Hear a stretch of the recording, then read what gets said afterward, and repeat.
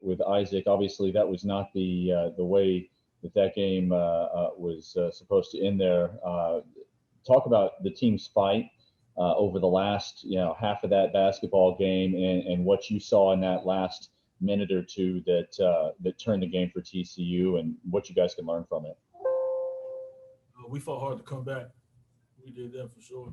Whenever we got into the game, we started playing like ourselves. As you can see, we got the lead again. We really had the game in control. Late game, it turned over to them. Credit to them making shots. They made plays. Most definitely, TCU, they did their thing. Great coaching, great players. So I don't want to take anything away from them. But most definitely laid down the stretch. It was a maturity thing. It was lack of communication. For instance, I believe number 22 came off a double screen. I didn't communicate to somebody else to switch out there. They made a three, got it within 5. We missed the box out, and the big man got him, stepped up, made 2 free throws. And then also that was another big thing, late game stretch. We can't miss free throws, especially a player, especially, I want to definitely take credit myself to missing free throws late down the stretch. That's just something you can't do, especially being an older guy. That's something you can't do knowing how hard it is to win in this league.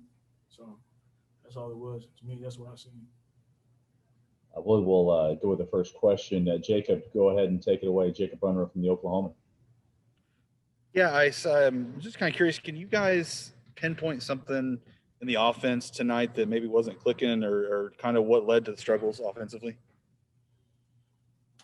I just got off the court, so I want to watch the film first before I just answer that. I don't want to speak off of first instinct, so I really can't tell you right now the specifics. But after I watched the film, maybe we could have had better flow, better screening, more pace to our plays. It's always something different.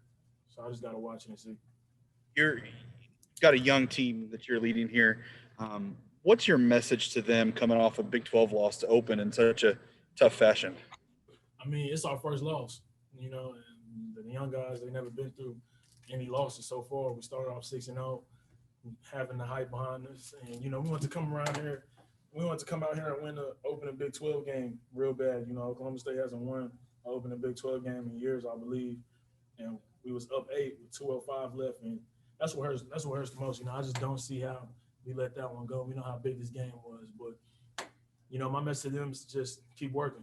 Show up to practice tomorrow and just keep working as if we won. You can't lose your swagger, and you can't lose nothing that you got going on. You just got to come and work hard tomorrow. And Ferron, you've been around a while. Is this kind of a sign of growing pains maybe for a young team?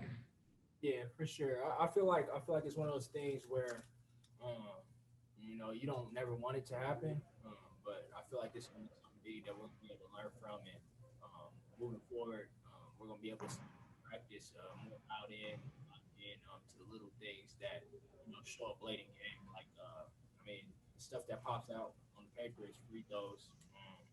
That's the biggest thing I've seen. We're too good of a free throw shooting team to be missing free throws late in the game. So that's something that we'll start to definitely take more serious, and just closing out games. Like I said, we were up 8 with 2 minutes left in the game. At home, those are games that we're gonna have to close out in the future. So just got to keep getting better for sure. Awesome, thanks. Can I have a request real quick? I'm struggling to hear them. Is anyone else struggling to hear them? That microphone. Oh, it's that one right there. That one's to this camera. You might just have to project your voice a little bit. Y'all can hear us like this? Yeah. That's better. Yeah, I think that's better. Yeah, just try to project your voice a little bit. Next question from Marshall Scott. Go ahead, Marshall. Yeah, Isaac, what was the locker room like after that? Obviously, it's the first time a lot of these guys have lost a game. A lot of the guys was down. They was disappointed that we went out there and lost, frustration. But just told them to keep a cool head and just come here and work tomorrow. As Coach B said, you got to be the same way when you win, and you got to be the same way when you lose. You got to keep that same mindset. So Coach B just said, be the same people that we are. Just come tomorrow, work hard, and focus. And this can either tear us down or it can fuel us. So I believe the young guys going to respond well, and it's going to fuel us for Sunday. And Ferron, you've had your struggles this year. You hit 2 in a row tonight. Does that kind of help get that monkey off your back? Man, I'll be fine. Like the guys know, I work extremely hard. They're gonna fall. I'm not worried about it. It's a part of basketball. You go through times where you feel like you can't throw the ball in, but It's gonna fall. I put in the work every single day, so I'm not worried about it at all. All right, thanks, guys. Next question from Frank Bonner. Go ahead, Frank. Hey, Isaac, after a loss like this, how important is that first initial practice after having a first loss for a young team like this? It's a big practice, but yet again, every practice is a big practice. You know, you gotta have laser focus and everything. I felt like today we had a great shoot around. We had laser focus. The game just didn't turn out the way we wanted it to. So tomorrow it's gonna be like any other regular practice. We're gonna go in there, we're gonna work hard. You don't want to overemphasize something, you know, put too much pressure on the young guys and anything like that. But you know, just nothing changes. We stay the same, nothing changes. Just next time we go out there, we just gotta win. That's the only thing we gotta change. We gotta execute better and communicate better. And those three things, and we'll be fine. And this is for either one of you. You know, Cade had that big shot against Wichita State, and then, you know, he missed that buzzer beater here. With him still being so young, you know, what message do you have for him to making sure that, you know, he doesn't think about that missed shot, you know, too much? I say, man, I mean, it's no big deal to us. I mean, we've seen Cade make that same shot 1,000 times. You know, we got extreme confidence in him just the same way that he has extreme confidence in himself. So if we in that situation again next game, we're gonna give him the ball again. So we're definitely not worried about Cade missing any type of shots like that at all. He's gonna make them more times than he misses, that's for sure. Thank you. We have a follow-up from Jacob Under. Go ahead, Jacob. Yeah, I'm kind of. This is for either one of you. What did you guys think of the defense in the second half? You guys really kind of turned up the intensity and kind of put them in some bad situations offensively. Then that last stretch was not withstanding there. So what do you think of the defense? I feel like the defense that we played in the second half, that's us. That's us. We was that for the first 4 minutes of the game, and then we got away from that. And that's just where the big time focus has to come in. Like we gotta play. In the Big 12, we gotta play a whole 40 minutes to win. Can't play 38. Can't play 37. You gotta be a whole 40. Today was a testament to that. So we just gotta go out there and just focus on playing like us the whole 40 minutes every game. And Ferron, I know Marshall kind of asked about your shooting. Do you feel close? Do you feel closer to being right as a shooter? What do you mean by that? Like, those 2 3, do you feel close? Like, do you, because you kind of, I don't know that you're struggling necessarily is the right word, but you've missed some. Do you feel like you're close to being hot from the 3-point line? I mean, I always feel like I'm hot, to be honest with you. I feel like it's just something that, you know, I just got to keep getting up my reps, keep staying confident in myself. My teammates, coaches, they always pump confidence into me also. So just going to stay shooting the shots that I normally shoot. They're going to fall. Like I said earlier, they're going to fall. I'm not worried about it at all. Good time for one last question from Ryan Breeden. Go ahead, Ryan. You've got the last question for our players. All righty. Yeah. So you guys are going to get a chance to go back out on Sunday, and you're going to get to play against a top 15 team in Texas. What are some things that you can take from this game over into that one, which is going to be obviously a tough one on the road against a really good team? Just 40 minutes of focus. That's the biggest thing. We got to go in there from tip off to the end and focus. I just feel as if nothing really changes, but that's it. Our focus, we got to focus the whole 40. Got to communicate the whole 40. Everything we got to do for the whole 40. We have great practices all the time. We had a great shoot around, like I said today. We're laser focused in today's shoot around. The result just got to be different when we go out there on the court. So these next 2 days or next 3 days, everybody's going to focus and, you know, watch film, different kind of things that we need to do to try to get right. Just hopefully we can go out there and win on Sunday. Have you been able to see anything from Texas so far in terms of just like what some of the challenges there are that they're going to present to you and just what you guys are going to be able to do in terms of that? I haven't been watching anybody else. I just watch us, really. I don't watch anybody else like that. All right. Thank you. Well, thank you, gentlemen. I appreciate you coming to the podium tonight, and we will slide Coach Boynton up here. Appreciate y'all. Y'all have a good one. I'm going to get to Dave Hunziker now. Okay. Oh, there's Dave Hunziker on the headset. Coach, the floor is yours up here.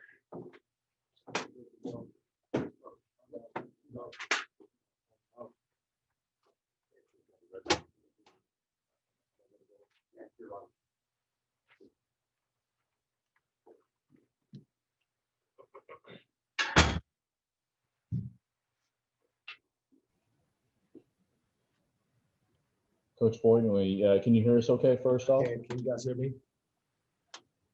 Yes, sir. Yes, sir. We appreciate you joining us. Obviously, a tough way to fall on that one. What was your message to your team after that loss tonight? Welcome to Big 12 basketball. This is every night out. It's a fight for 40 full minutes. We did some good things,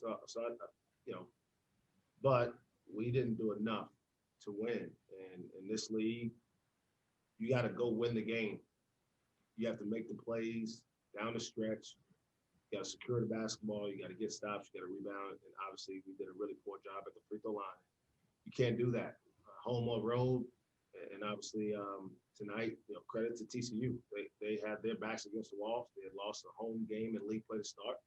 And you could tell they played with a great sense of urgency, feeling like, this was one they had to try to kind of get back. And they did so. So credit to Jamie and his staff and his guys. But certainly hope this is a learning opportunity for our young guys to go out there and understand the sense of urgency that you got to play with every possession in this league. Our first question will come from Jacob Unruh. Go ahead, Jacob. Hey, Mike. I'm curious, is there anything you can pinpoint in the offense tonight for the struggles?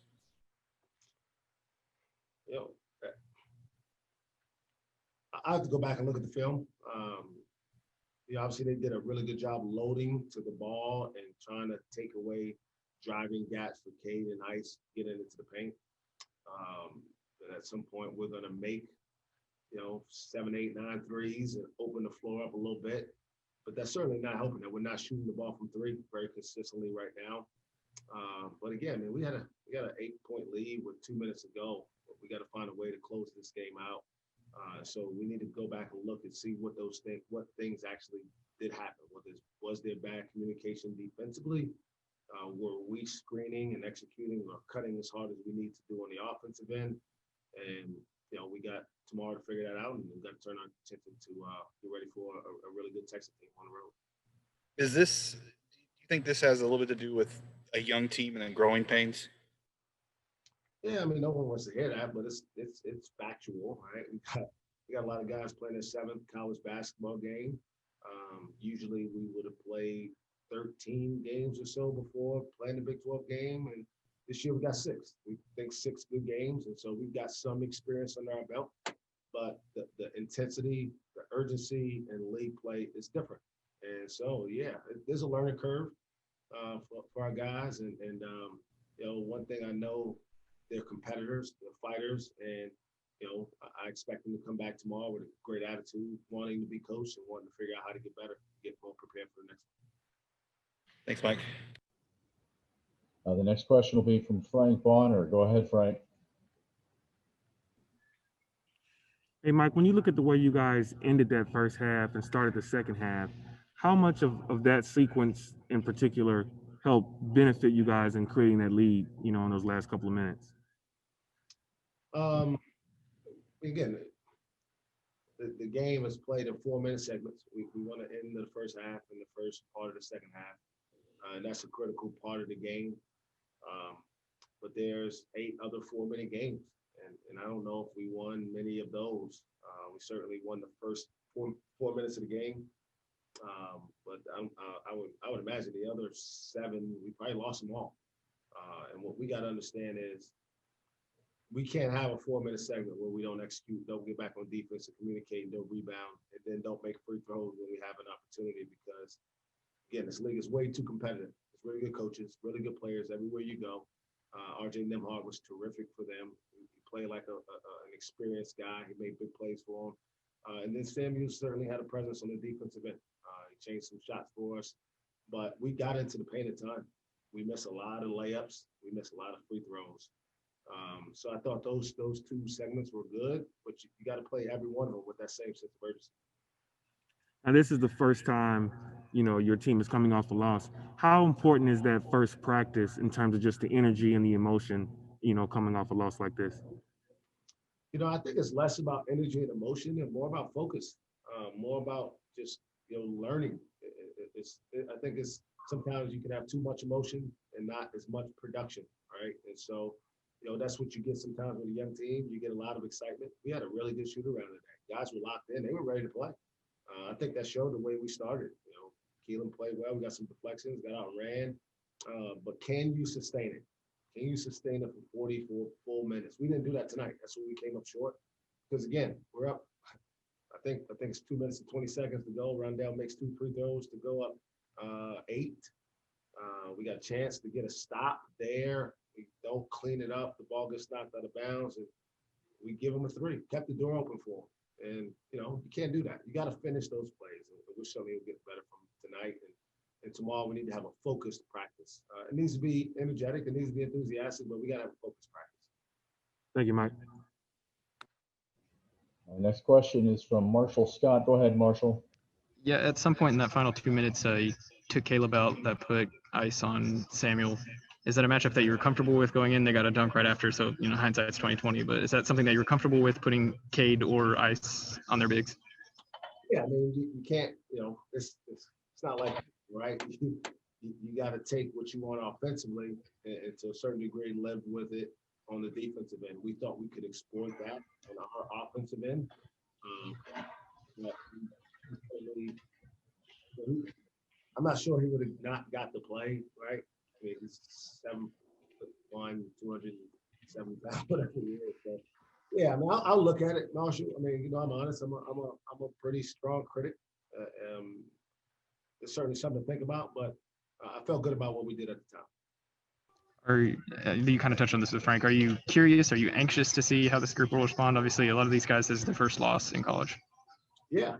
I was reminded just a little bit ago, you know, Cade hadn't lost a game in over a year. You know, I think he lost his last AAU game, maybe in the Peace Jam or something, and he went through a high school season undefeated. And, you know, obviously he started his college career 6-0. So, yeah, I'm always curious. Part of the reason we recruit the guys we recruit is because we want guys who can deal with adversity. We want guys when their backs are a little bit against the wall. I mean, we're not in desperate times or anything, but we just lost a home game in conference play.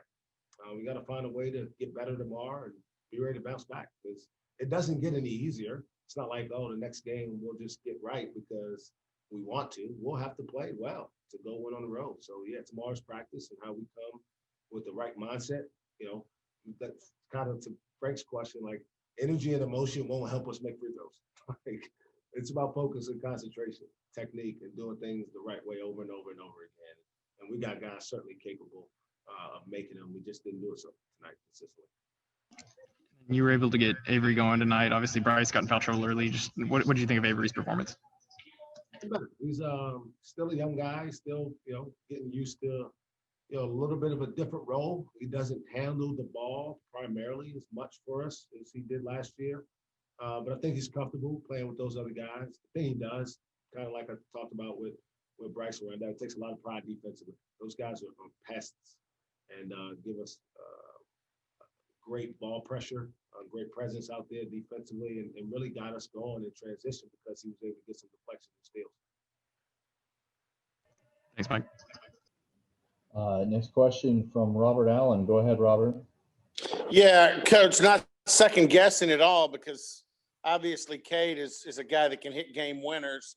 What was the instruction in the last time out? And, you know, Marshall asked about Avery there. The help on Cade was Avery's guide. He was back toward the wing, had a was open. What was your thoughts, and what was the instruction in the last time out?